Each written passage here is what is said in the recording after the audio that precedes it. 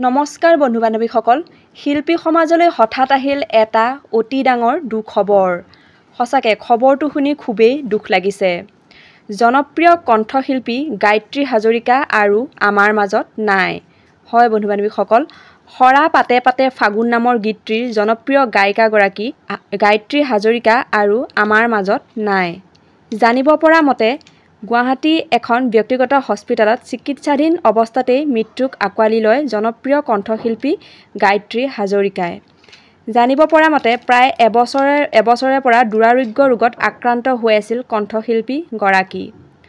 কণ্ঠশিল্পীগৰাকীৰ মৃত্যুৰ সময়ত তেওঁৰ বয়স আছিল মাত্ৰ ৪৫ বছৰ